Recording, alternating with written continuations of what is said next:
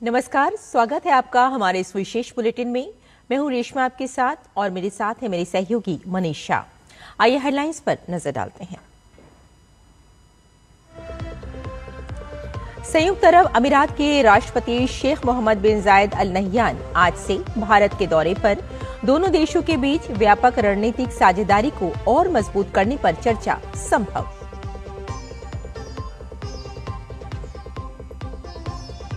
छियासीवां अखिल भारतीय पीठासीन अधिकारी सम्मेलन आज से लखनऊ में। देश भर की विधानसभाओं के अध्यक्ष व विधान परिषदों के सभापति होंगे शामिल।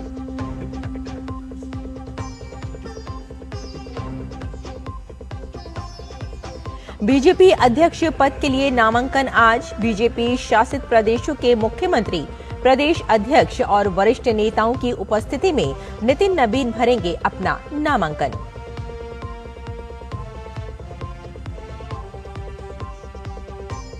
विश्व आर्थिक मंच का 56वां वार्षिक सम्मेलन आज से स्विट्जरलैंड के दावोस में। भारत की ओर से कई केंद्रीय मंत्री और सरकारी प्रतिनिधि मंडल समेत विभिन्न कंपनियों के सीईओ होंगे शामिल।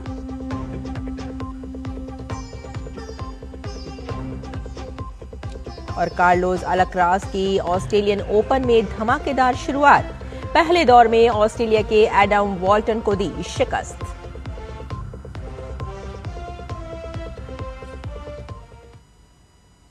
और आइए अब समाचारों पर डालते हैं विस्तार से नजर। संयुक्त अरब अमीरात के राष्ट्रपति शेख मोहम्मद बिन जायद अल नह्यान आज से भारत की आधिकारिक यात्रा पर रहेंगे।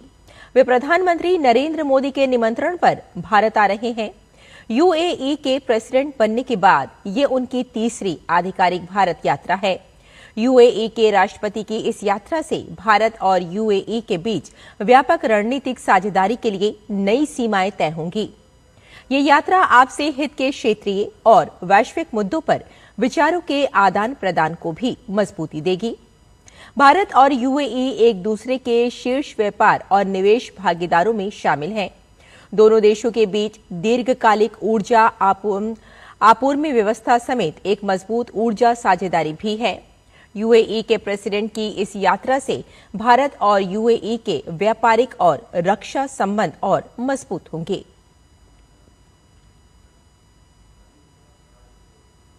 86वां अखिल भारतीय पीठासीन अधिकारी सम्मेलन आज से लखनऊ में उत्तर प्रदेश विधानसभा में शुरू होने जा रहा है। लोकसभा स्पीकर ओम बिरला उद्घाटन सत्र को संबोधित करेंगे। सम्मेलन में देश भर की विधानसभाओं के अध्यक्ष और विधान परिषदों के सभापति शामिल होंगे। इस दौरान विधायी निकायों के सचिवों का 62वां सम्मेलन भी होगा। इसकी अध्यक्षता उत्तर प्रदेश विधानसभा के अध्यक्ष सतीश महाना करेंगे। सम्मेलन के दौरान पीठासीन अधिकारी, सचिव और प्रतिष्ठित प्रतिनिधि विधायी प्रक्रियाओं, संसदीय परंपराओं, सदन के संचालन, सुशासन और मौजूदा विधायी मुद्दों पर व्यापक चर्चा करेंगे। 3 दिवसीय सम्मेलन के दौरान गणमान्य व्यक्ति, पारदर्शी, कुशल और नागरिक केंद्रित विधायी प्रक्रियाओं के लिए प्रौद्योगिकी का लाभ उठाने के विभिन्न पहलुओं पर विचार मंथन करेंगे। साथ ही दक्षता बढ़ाने और लोकतांत्रिक शासन को मजबूत करने के लिए विधायकों की क्षमता निर्माण और जनता के प्रति विधायक की जवाबदेही पर भी चर्चा होगी।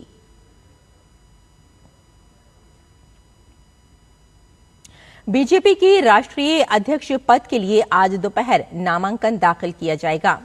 बीजेपी के कार्यकारी अध्यक्ष नितिन नबीन की तरफ से बीजेपी के राष्ट्रीय अध्यक्ष के चुनाव के लिए नामांकन दाखिल होगा। जिन राज्यों में बीजेपी के संगठन की चुनाव प्रक्रिया पूरी हो गई है, ऐसे राज्यों से एक सेट बीजेपी के नए अध्यक्ष पद के लिए दाखिल किए जाएंगे।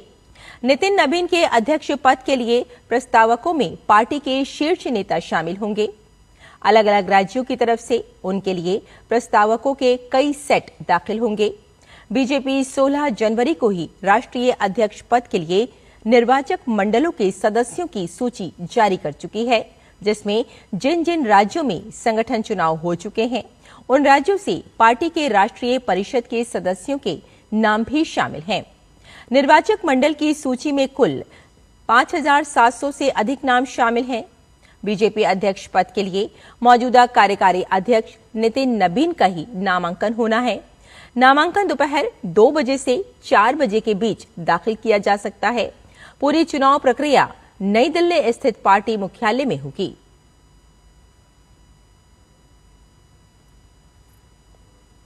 और विश्व आर्थिक मंच का 56वां वार्षिक सम्मेलन आज से स्विट्जरलैंड के दावोस में शुरू होगा।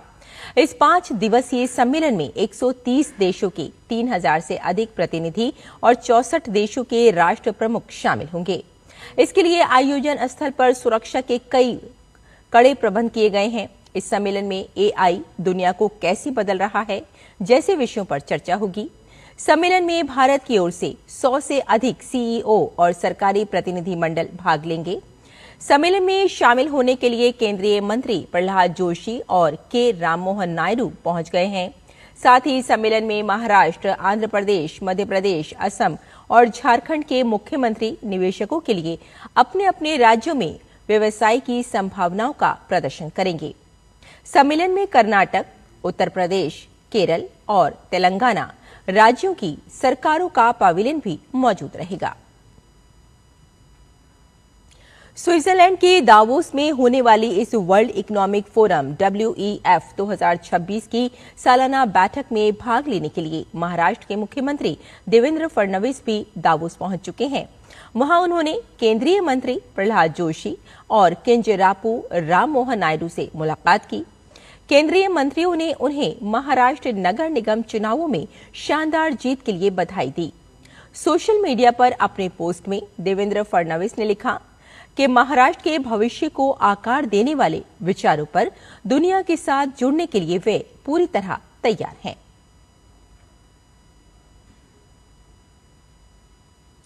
और पोलैंड के उप प्रधानमंत्री और विदेश मंत्री रादोस्लाव सिकोर्स्की इस समय भारत के दौरे पर हैं। वे आज नई दिल्ली में विदेश मंत्री डॉक्टर एस जयशंकर से मुलाकात करेंगे। इस दौरान द्विपक्षीय हितों, रणनीतिक साझेदारी और संबंधों को और मजबूत बनाने पर चर्चा की संभावना है।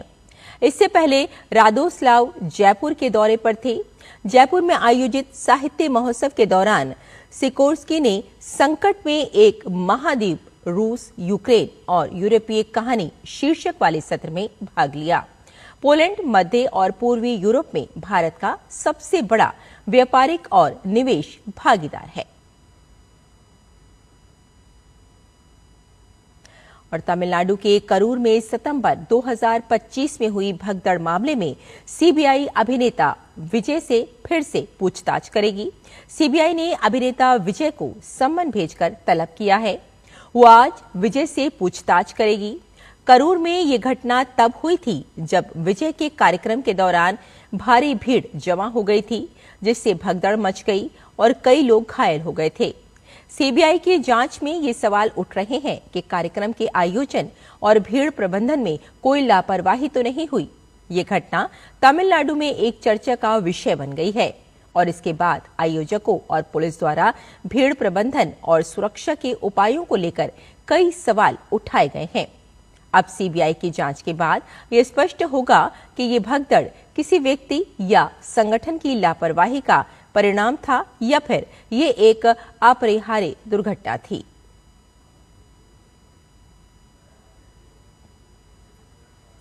राष्ट्रपति भवन में होने वाले एट होम कार्यक्रम के लिए खास तौर पर निमंत्रण पत्र डिजाइन किया गया है।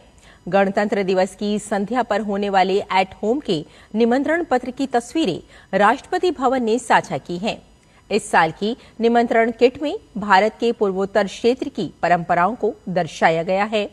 राष्ट्रपति ने सोशल मीडिया पर लिखा कि ये निमंत्रण पत्र अष्टलक्ष्मी राज्यों के कुशल कारीगरों और शिल्पकारों के लिए एक पुष्पांजलि है। एट होम कार्यक्रम के निमंत्रण पर भारतीय डाक विभाग ने विभिन्न गणमान्य शख्सियतों तक पहुंचाए हैं।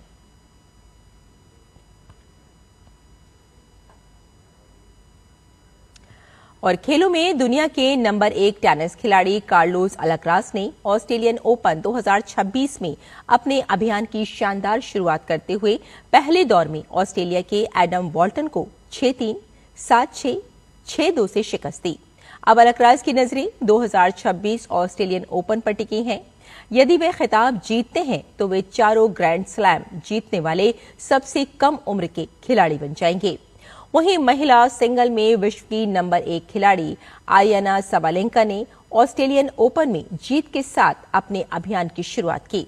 साबालेंका ने फ्रांस की वाइल्ड कार्ड खिलाड़ी त्यात्सोआ राकोतोमांगा को 6-4, 6-1 से हराया। तो हमारे इस विशेष बुलेटिन में फिलहाल इतना ही। मुझे और मेरी सहयोगी मनीषा को यहीं अनुमति दें। नमस्कार।